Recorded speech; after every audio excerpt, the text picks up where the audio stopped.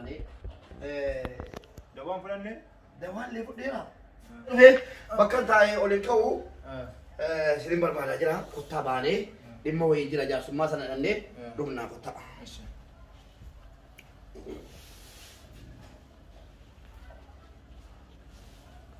Maal ilaatan? Astaghfirullah al-azim.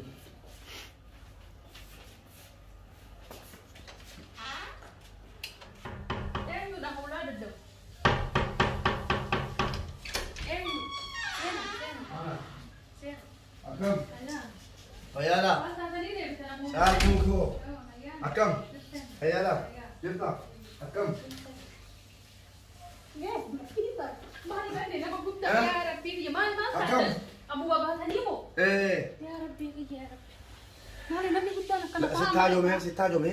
Sittaajome waan lamman tokko sitti madedee dhufe taa'e. Maal haajana dhaqabdani?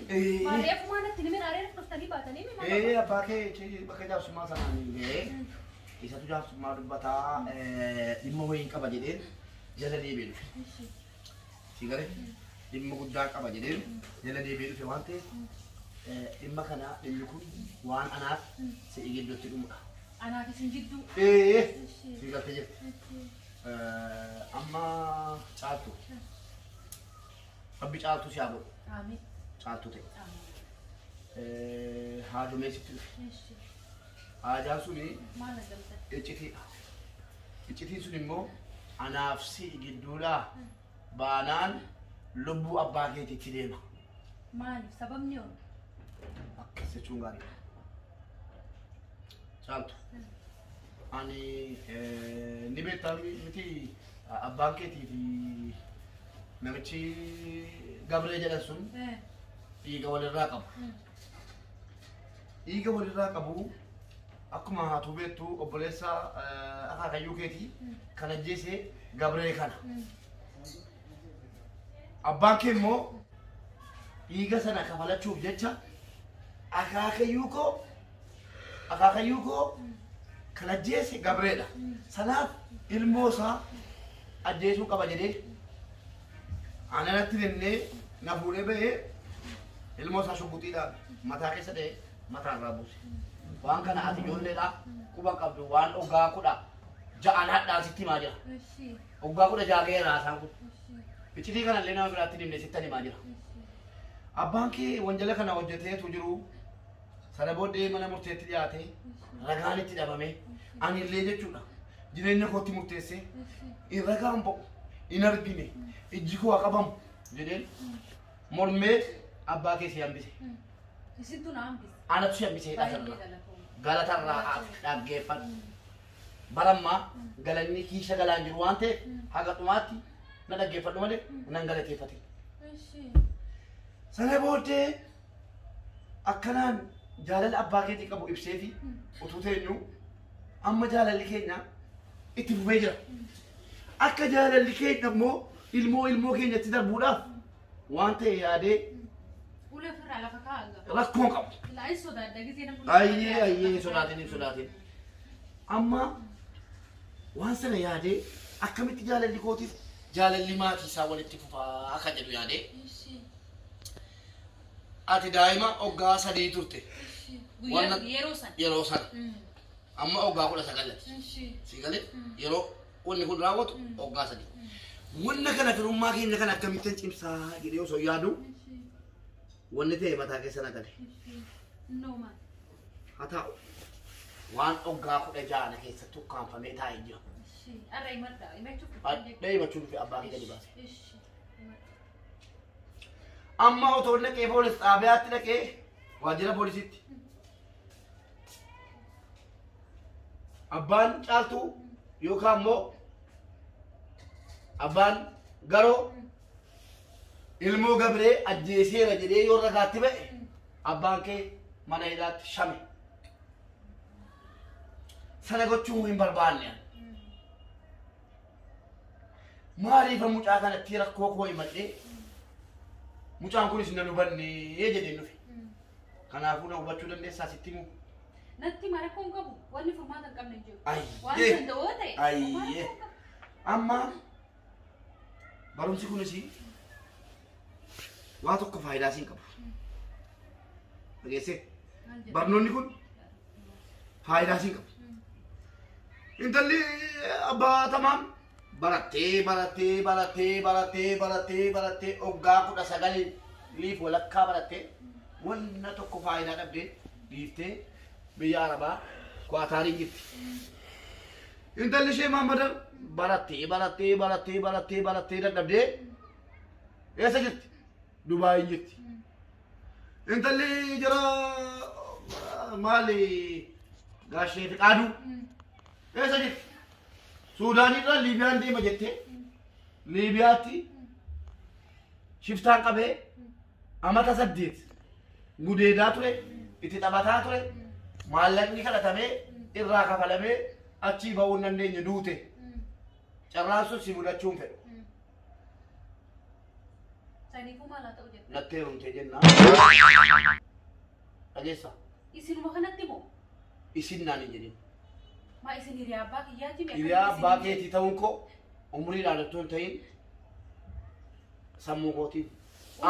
Umriinoo. An gammoojjii kana keessatti dhaladheen nama guddaa fakkaadhe malee. Isin bari rifeensa lama baastanii jirtan. Rifeensa lamaa miti rifeensa 12 yoon baase jaallattus jibbitus carraan abbaa keetii suma harka jira. Akkamitti jechuun gaariidha. Natti heerumtu abbaa sangaa 8 abbaa re'oota 16 abbaa farda 3 fardi gotiin tokko rimaadha afuraffaa jechuudha.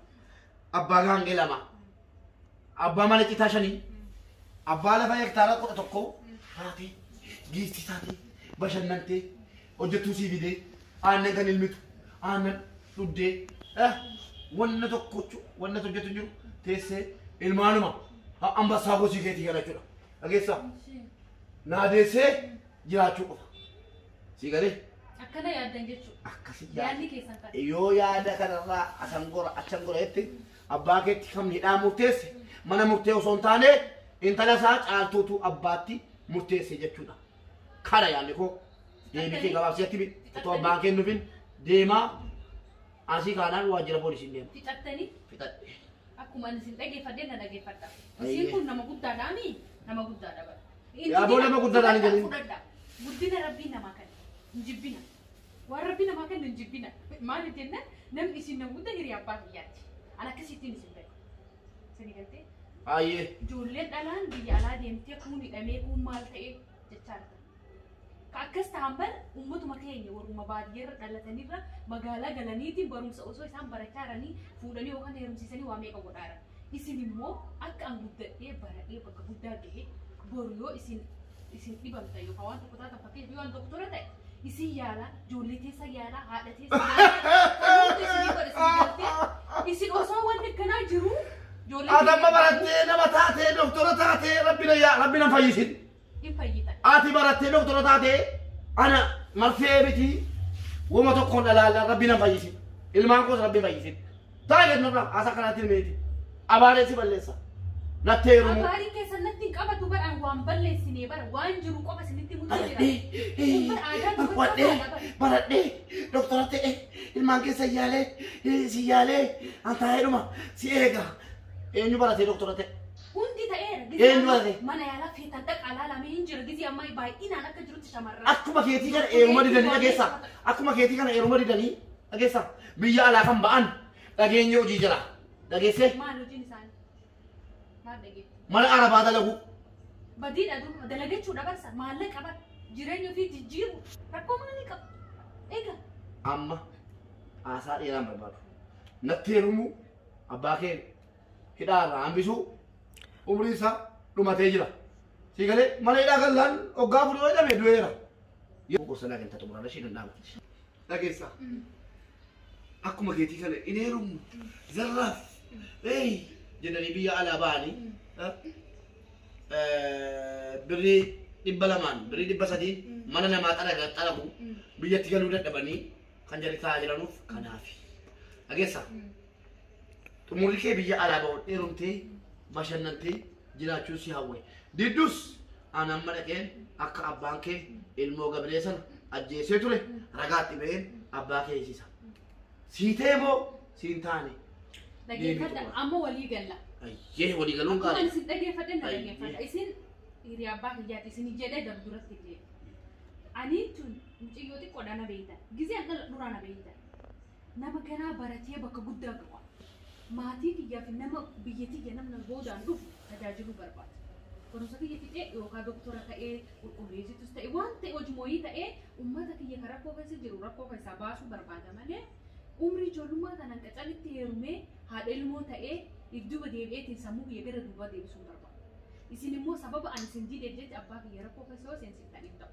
Maaliif isin hiriyaa abbaa kiyyaa tasla obboleessa hiriyaa eeggataa kan akka obboleessa akkamitti rakkoo keessa isaan na saniif iyyuu dhiifama naa godha anatti illeen aariin analleen abaarinaati an akka abbaa kiyyaatiin isin laala abbaa kiyyallee na jala akka miidhanifa akkanaan isin hin jedhu dhiifama naa godha ammoo isin nama guddaa dhiifama isin gaafadha dhageessa rabbi dhiifama siin godhin kai dhiifama siin godhin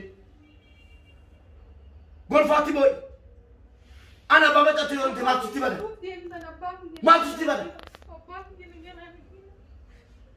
dhageessa dhageessa ana ammas isa carraa xumuraasii kenna taa'e gadi abbaa keetti finyoo maraarta taa'e sitti immoo bandeema carraa isa xumuraa si immoo bandeema natti heerumta moo abbaa keen boolla buusa baaba isinitti meera kaan isinitti baaba qabaa kan naan jettu ani umrii uleecha kaa'amee harkaa qabdan kan lafa kaa isa san lafa kaa dhageessa ka xumuraati natti heerumta moo kana kosonsola kee kana maxaafa maal jinni jechuudha kosonsola kana walitti qabdee taa'urra ka mootummaati akkamitti darbitan kitaaba mootummaati isinii isisaayyuu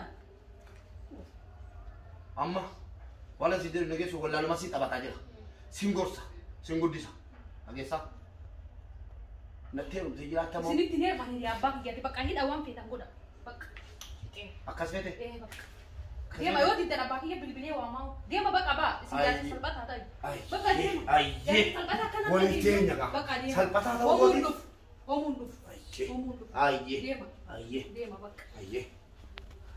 Pero abah kaya rakor rafi damo kamu kuda. Yo mau tidak wala sifu udah namanya. Yo di semua abah kaya rakor rafi. Ya Rabbi kamu ya. Abu ya Rabbi cengkemat anak sana basi. Kayak terumu di royo kan. Laki bonero. Hiriyaa abbaa kiyyaa bonero. Natti hafu malee hin barbaadu. Bas. Isee kan jedhama.